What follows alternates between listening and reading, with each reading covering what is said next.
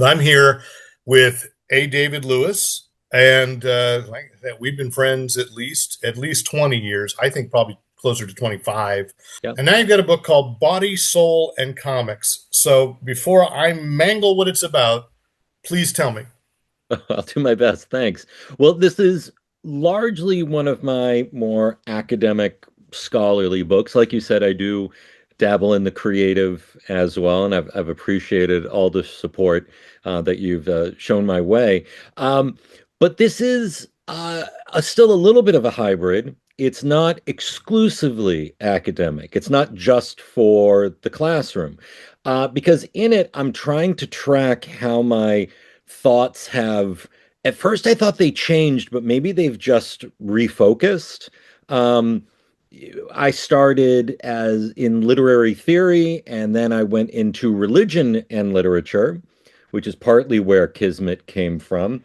I did an earlier book, I have props. I did an earlier book called American Comics Literary Theory and Religion, which got an Eisner nomination, which made me super happy. And that was over 10 years ago. But now, Body, Soul, and Comics is tracking how or why I went from, generally speaking, the religion and comics guy to one of the medicine and comics people. And there's many people in both fields. I don't mean to sound like I'm No, but alone I in get any what of I get what you mean. It's that's one of the things I found interesting about it. That there was the personal journey that it. Hmm. was there. You didn't overwhelm the cerebral part, the academic part, Hmm. but definitely there's a narrative of your own. I hate to use the word awakening, but I guess or evolution. Let's just say your own Sure. evolution. And I thought one first interesting that of course it's body, soul, and comics, but you actually tackle soul first. Yeah. Yeah. I mean, we could argue that comics should come first because it's everywhere. Comics, soul, then body. I don't know. But you need the body to read the comics. But right, do start with what was my kind of native field, which was religion and comics. You alluded to Lone and Level Sands. That was my book on the story of Exodus as a comic, but from the Egyptian royal family's perspective.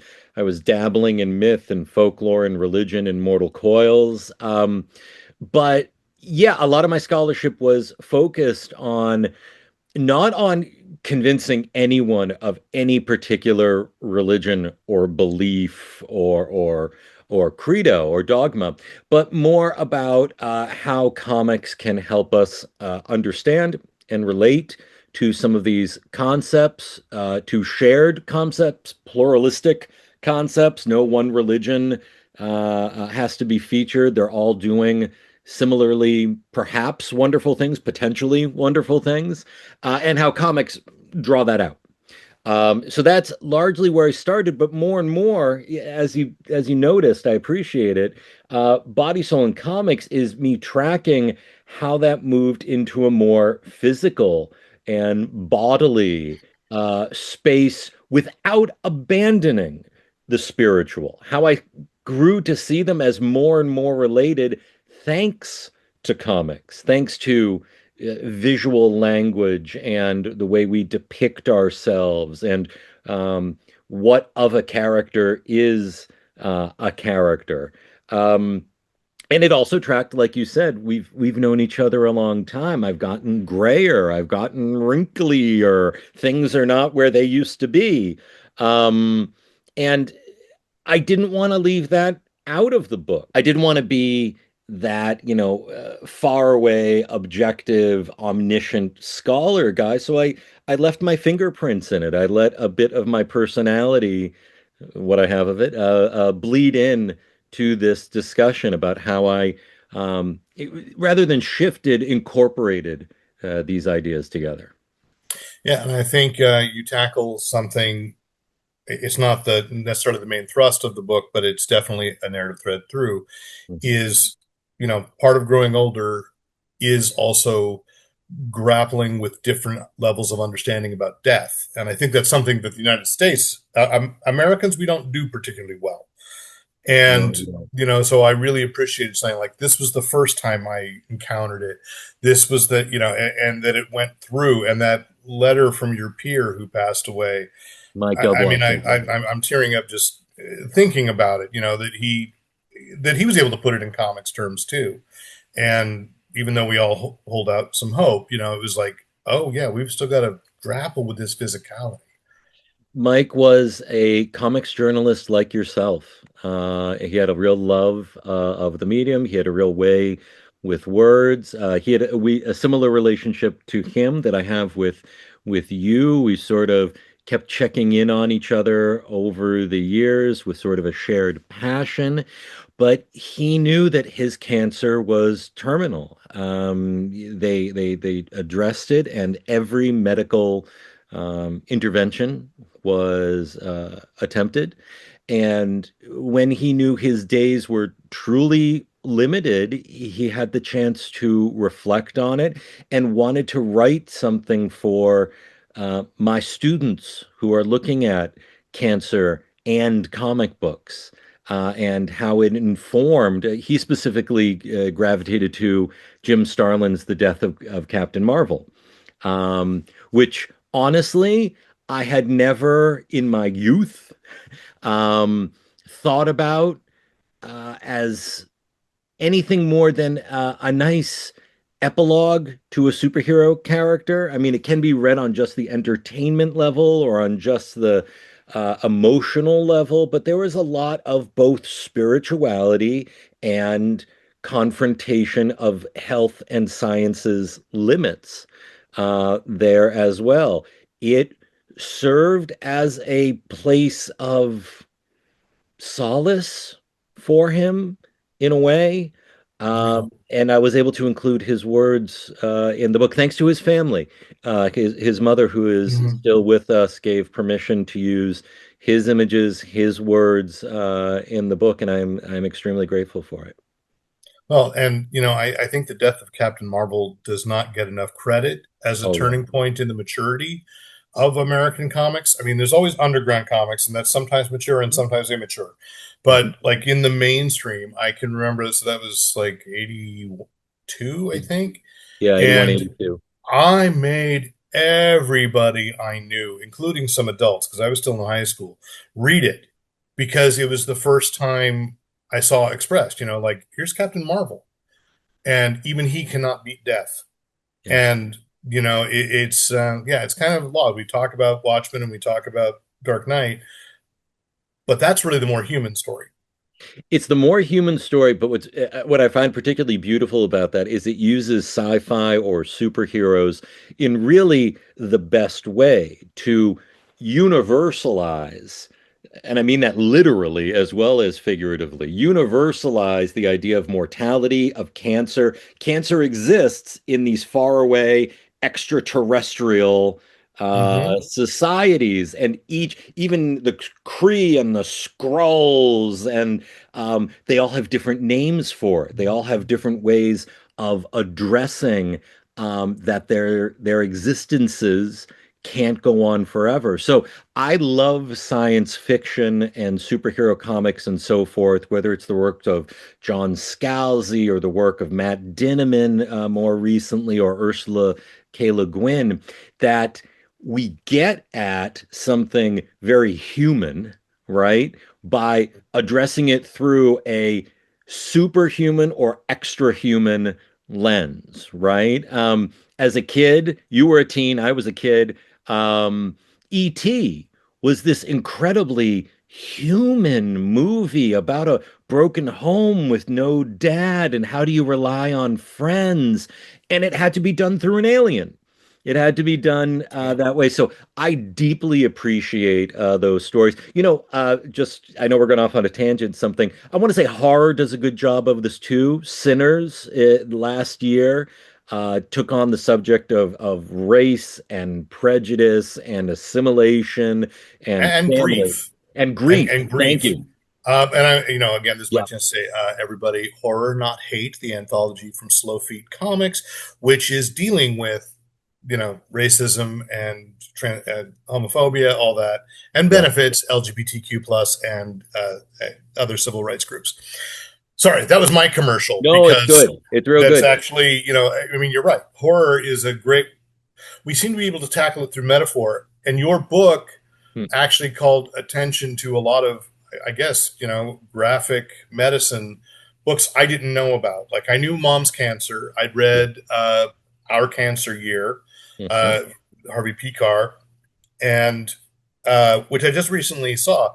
His grave, people come and they poke pens into his grave as a tribute. Oh, So it's like wow. a huge bouquet of ink pens. What a Because beautiful ritual. What a I beautiful know, tribute. A secular yet kind of beyond the secular also sort of ritual showcase. Yeah, I don't quite have the word for it, but I love the flavor no, of I know, and I can hear him grumbling. God damn it, it. someone's got to clean this up. Uh, Stop so, wasting pens. Do you know how much they cost?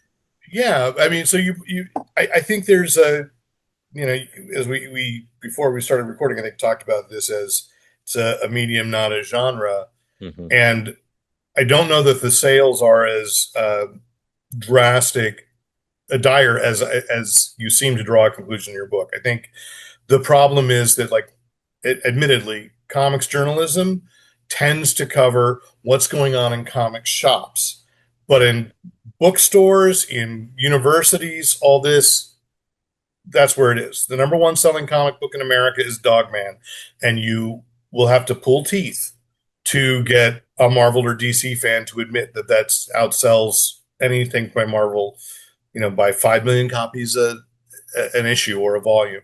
So I think it's really beautiful. I mean, I don't get to touch on this in this book specifically, but in some of my other writing, I'm loving how these younger generations, Gen Z, Gen Alpha, are being encouraged and even pushed towards the comic form.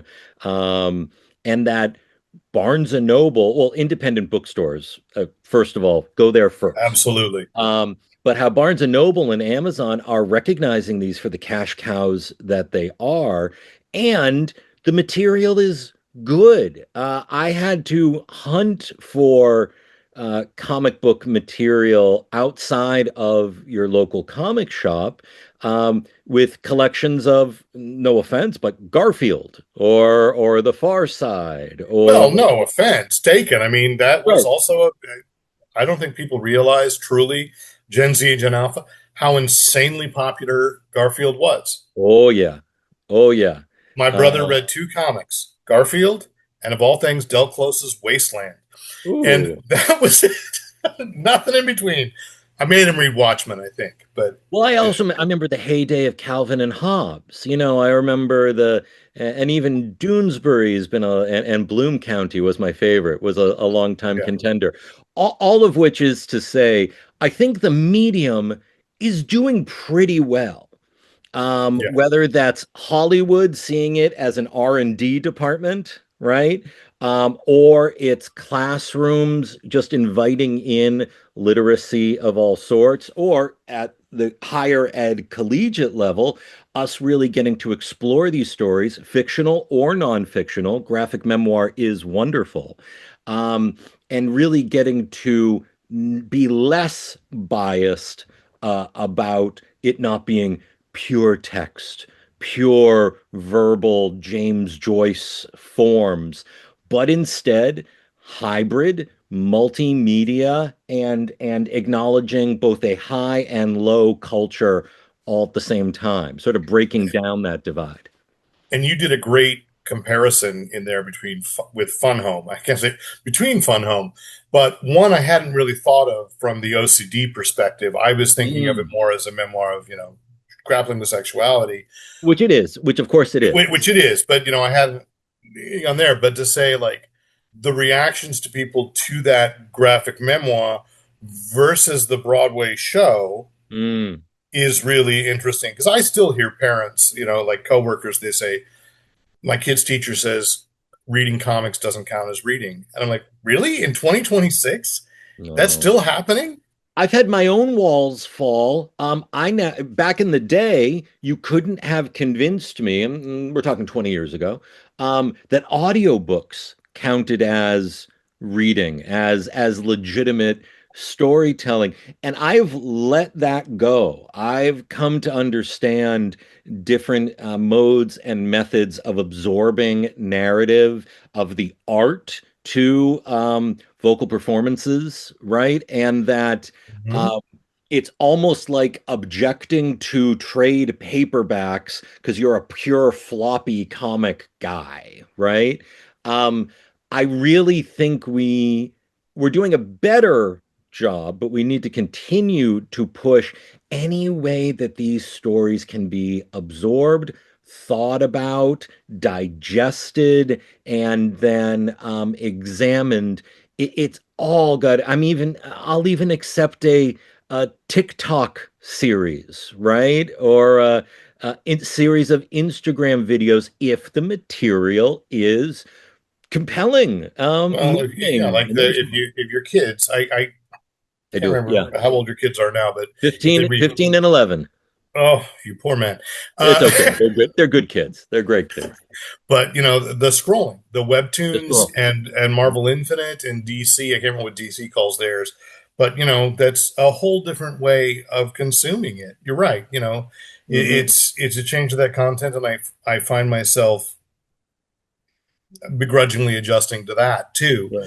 But And shout I out and shout out to the video game also. There's some incredible epics and stories oh and yeah, nuance to a number of the real beautiful video games out there. Maybe I'll get to write about that another time.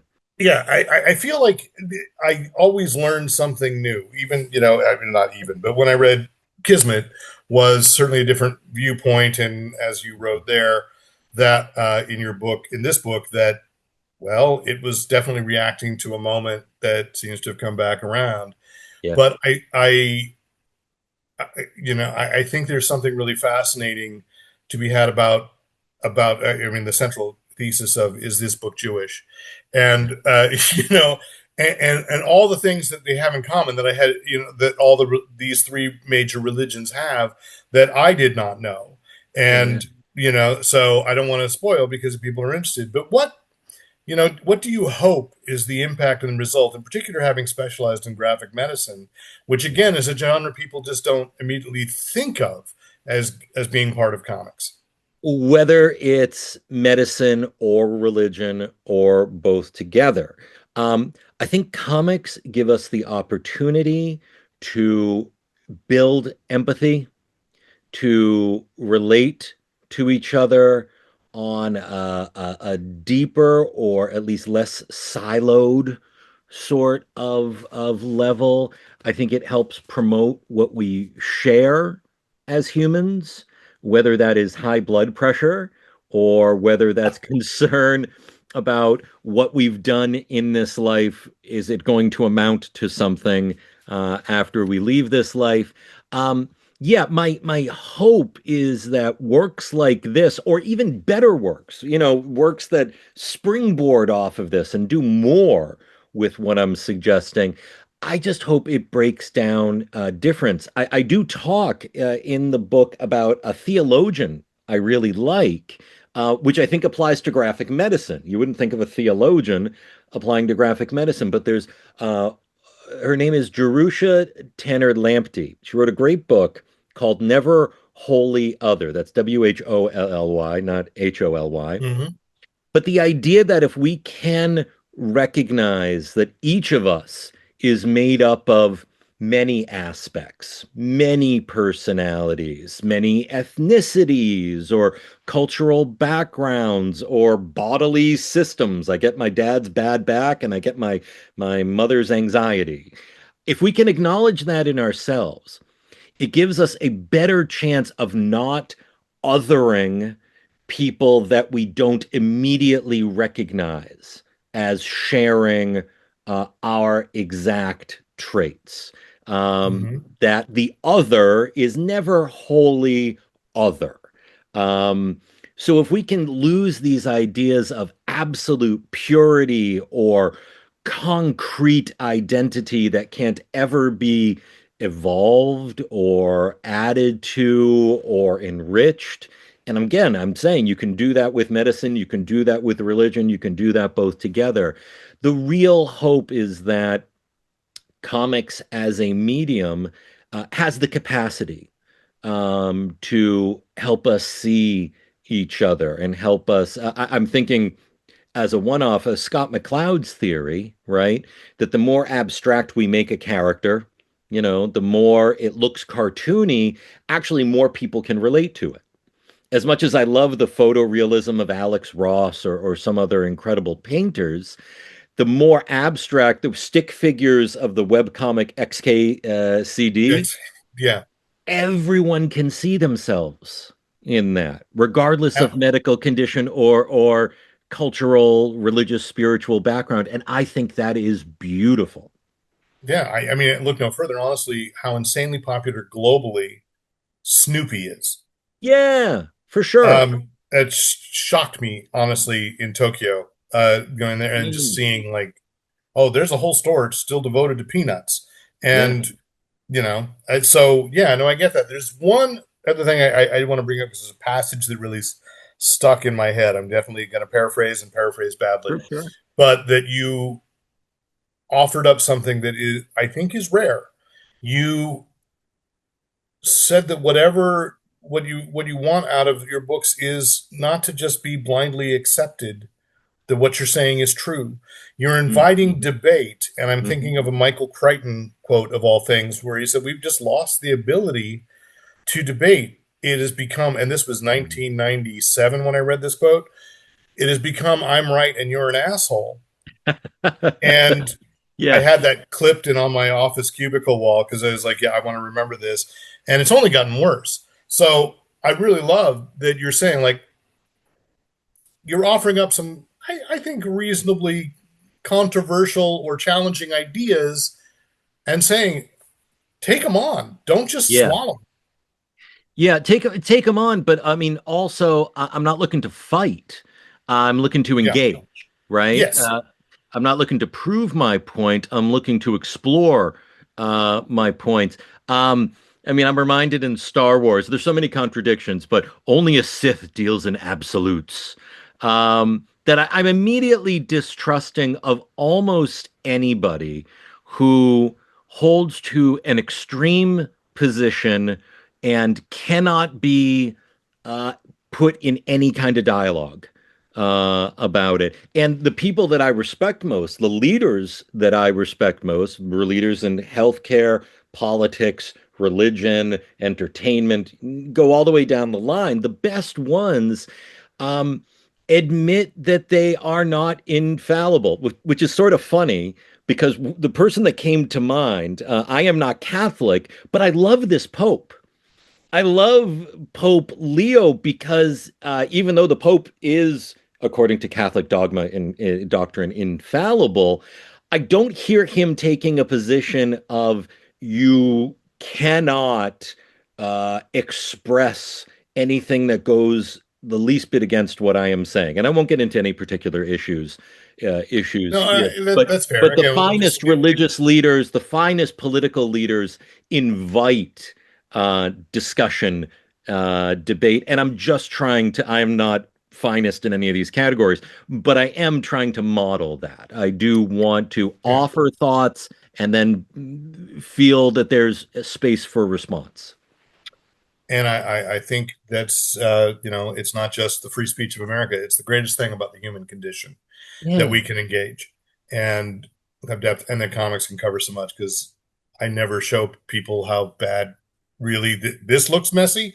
It's stacks and stacks of comics and graphic novels of so many different kinds of things, Yeah. and I love that challenge and that tackling. So And I mean, and shout out to comics. Let me acknowledge that comics, I want to say, because of its sequentiality and its seriality, even if we have self-contained comics, right?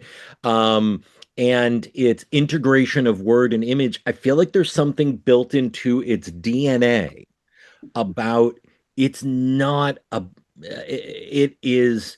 available for engagement. It's always about inviting in the reader in a way that maybe the non-stop unspooling of film might not allow. Film has its own incredible properties, but just focusing on Yeah. comics, I think there's something to it about how people can pick up storylines years later, reinvent characters, offer versions of themselves if it's graphic memoir, offer different versions of themselves, but still have a continuity between them. It really is part of the beauty and power of comics that has always held my fascination. And if I can plug your work again, you prove that with taking a an obscure character from World Uh, War II, yeah, Kismet, who had yeah, 4 or 5 appearances at most, yeah, yeah, about and four. and really not much background other than clearly Muslim, Yep. you know, and that's all we could say about it. And you created a fascinating graphic novel again for the moment, and yet it's the same character. There's no question. Oh yeah, I tried to be true to Kismet. I didn't try to bastardize or in any way manipulate the character. I just thought there was a lot that could be done there, especially now the original volume is set in 2016, published closer to 2018. I find it unfortunate that I have a whole second volume written that I never thought we would have to publish. I thought naively around the pandemic that we had turned a corner, that we were going somewhere else. But I have a whole nother volume of Kismet ready to go that still feels sadly relevant to 2026. Thank you so much for taking the time. It's a fascinating book, and I'm going to be recommending. I already know which names I'm going to text tonight and say you need to pick this up. So, You're thank you. really You're really kind, man, and I have continued to appreciate your work through the years. You provide an indispensable service.